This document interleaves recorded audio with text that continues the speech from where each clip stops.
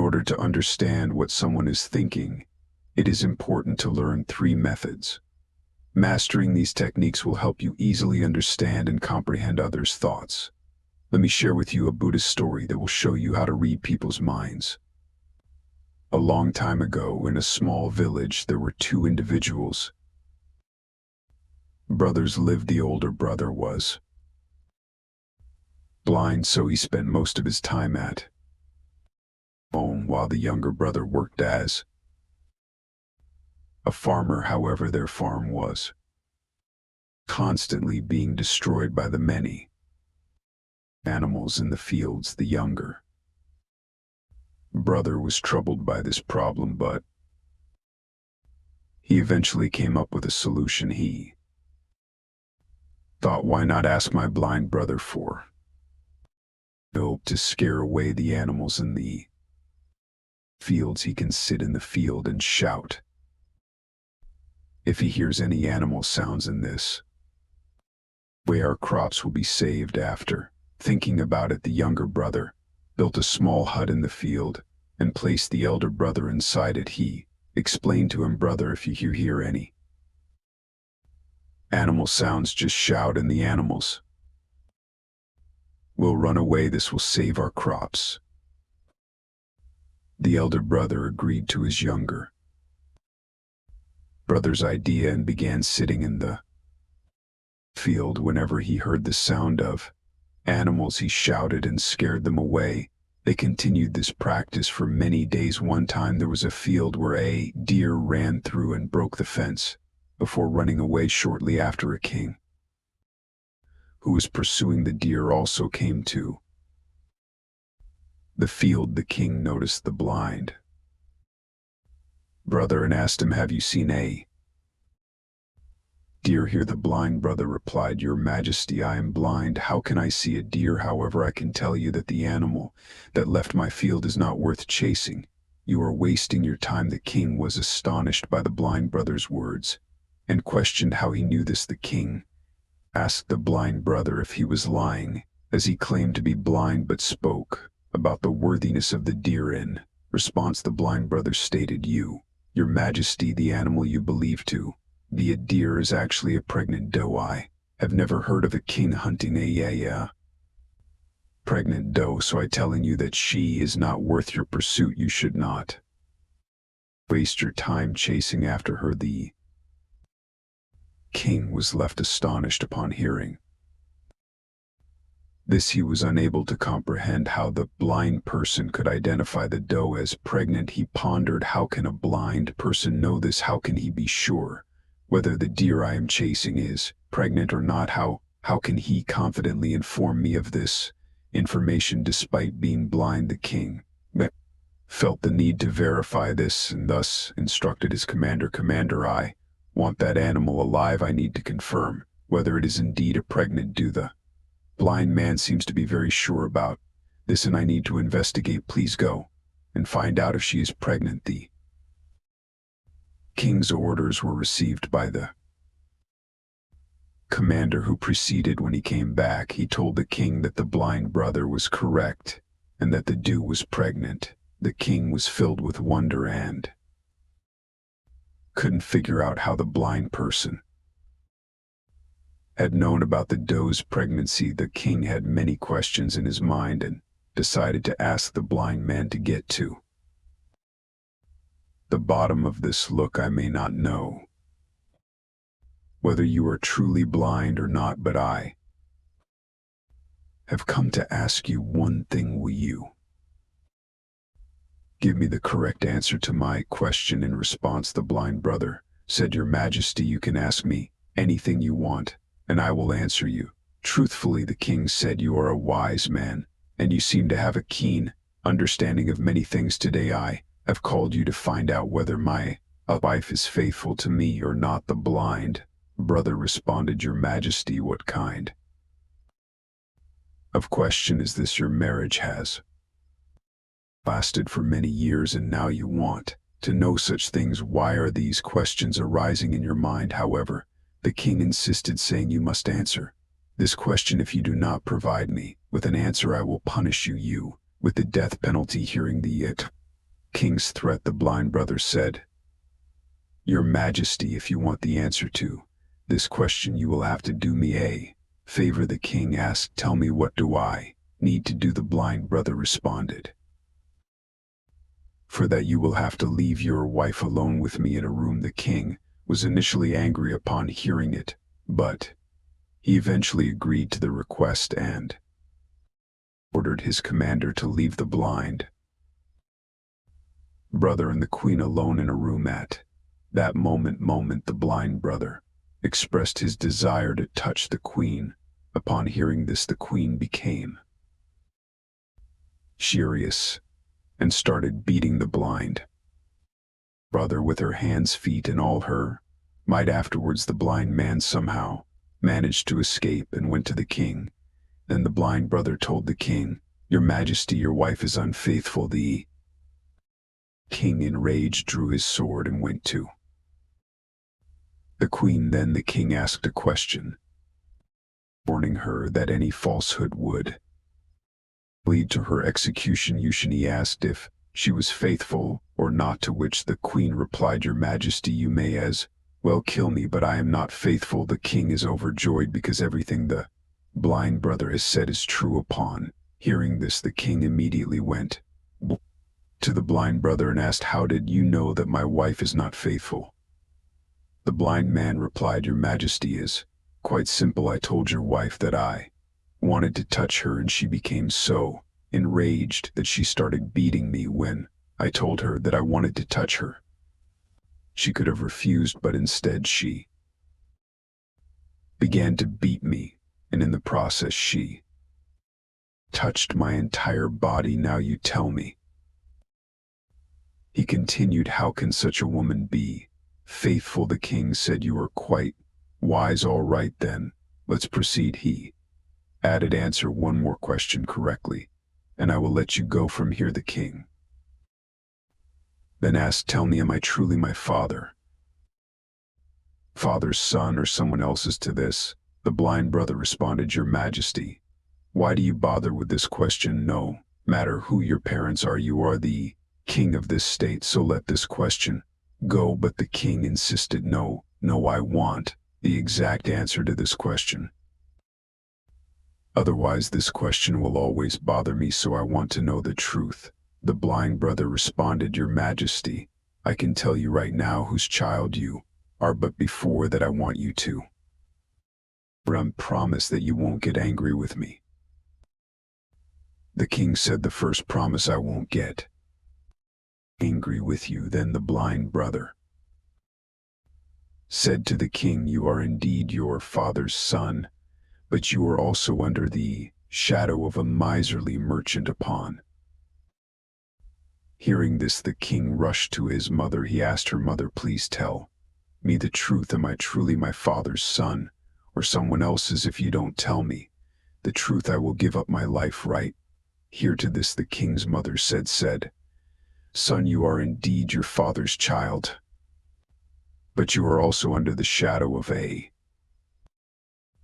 miserly merchant." Upon hearing this, the king is delighted and immediately returns to the blind brother. He asked, "How did you know that the shadow of a miserly merchant was on me?" The blind man replied, "Your Majesty, you asked me many questions, and I gave you the correct answers to all of them. If you were any other king, I would have received many rewards by now, but you haven't given me a single penny so far. It was from this that I estimated that you are very stingy." The king bursts into laughter and says, "Whatever you ask for, I will give it to you, but tell me, how do you know what is right and what is wrong?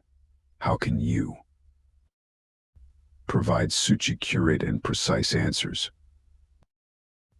To this, the blind brother said, "Your Majesty, I am blind by nature. If I had ease, I could easily understand anyone's thoughts. The mind has its language, and this language can be seen in the actions of a person's body by observing a person's eyes, lips, the way they work, and their activities. One can understand what is going on in their mind. Based on this, we can know the thoughts of anyone.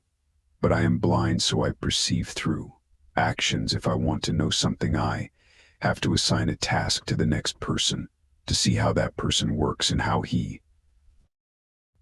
does the task, and based on that I can understand what is going on in his mind. Fee the king asks, so does that mean I can also know someone's thoughts to this? The blind brother said, certainly you too can understand anyone's thoughts, but before that you need to work on yourself. And that work is to calm your mind and bring your mind into the present. For that today I'm going to tell you 3 ways, and these 3 ways are very easy and simple, but your majesty, before that, you have to do one thing: focus your mind. When we focus our mind and merge our mind into the present, we can understand the thoughts of others, and because that person is thinking in the present, and we also have to bring our minds into the present. Only then can we understand their thoughts. If we are thinking about past events, how will we know what the next person is thinking in the present? Because we are immersed in past events to know anyone's thoughts. First and foremost, we need to focus our minds and bring them into the present. After that, the blind brother told the king your prey to, yes, your majesty, I will tell you the 3 ways by which you can easily understand anyone's thoughts. Then the blind man says to the king, O king, the first method is to pay attention to the eyes. The most important thing when we talk to someone is to look them in the eyes, because eyes don't speak, but they say a lot. If we learn to understand the signals in a person's eyes, we can know what is going on in their mind, what they are thinking, and what they are about to do. I don't have eyes myself, but I learned this skill from the revered Gautama Buddha many years ago. He was my teacher and guide. I used to have eyes back then, and I could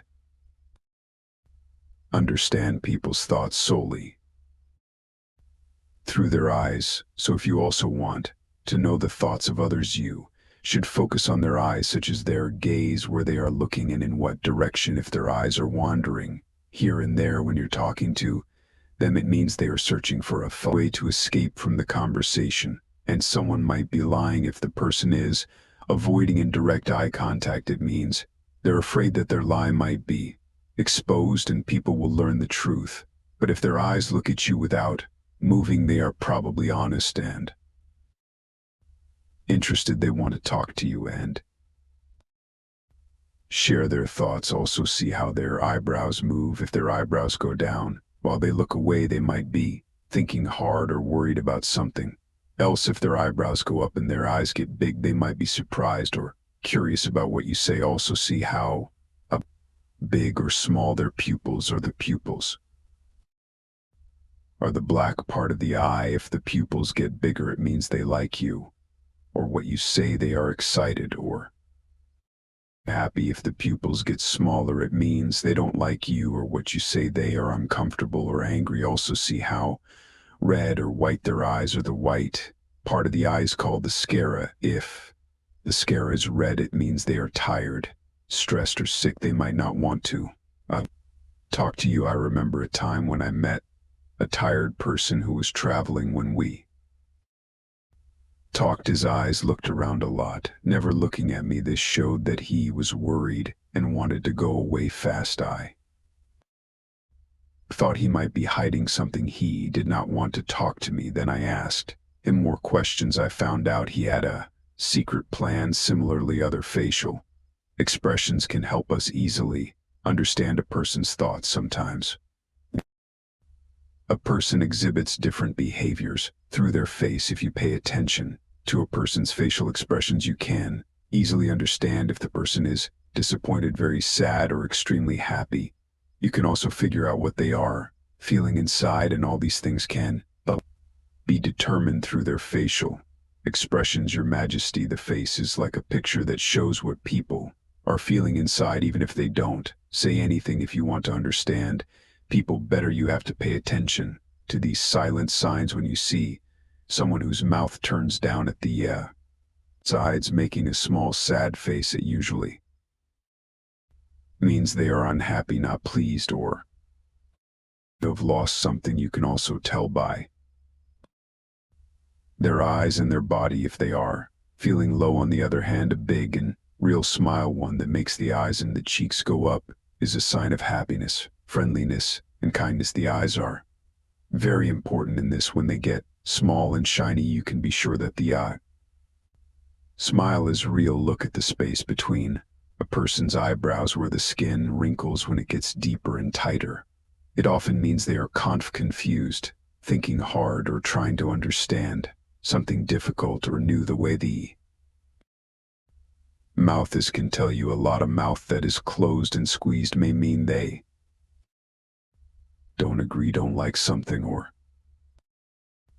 don't want to talk. But a mouth that is open and relaxed means they are open, comfortable, and ready to talk. As you get better at seeing and understanding these signs on the face, you'll be able to know what people are thinking and feeling inside. Whether they say their feelings out loud or keep quiet, their faces will show you what's in their heart. Whether a person speaks with their words or not, you can understand everything from their face. Your Majesty, I will tell you a story. One time I met a sad person who came to me for help, but they acted like they didn't care. But I saw a small line on their forehead. It showed they had a problem. I asked them to tell me their problem, and they did. They felt better after that, and I helped them. A real smile makes the eyes happy too. It means they are glad, and kind of frown makes the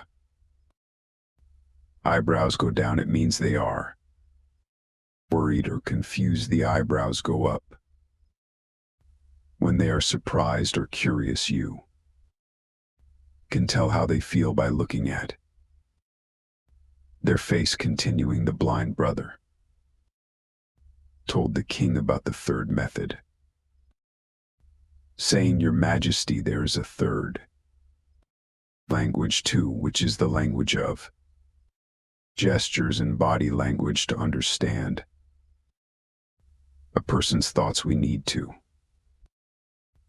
understand hand gestures and body language. When a person speaks, you may have noticed that they keep moving their hands and making gestures in addition to words. Their body language plays a significant role in conveying what a person is thinking. Your Majesty, the body and the hands can say a lot of things without words. It is like a secret way of talking where you can see what people want and feel by the small things they do. Think about when someone taps their fingers fast while they are talking to you. When fingers make a quick sound on something, it may mean they are bored, in a hurry, or want to end the talk soon. I remember a time when I met a person who wanted to sell me something, and he did this sign. I knew he was nervous, so I made him give me a better price, and he was surprised also. When someone crosses their arms, they might not like you or what you say. They are hiding their thoughts from you. This way of holding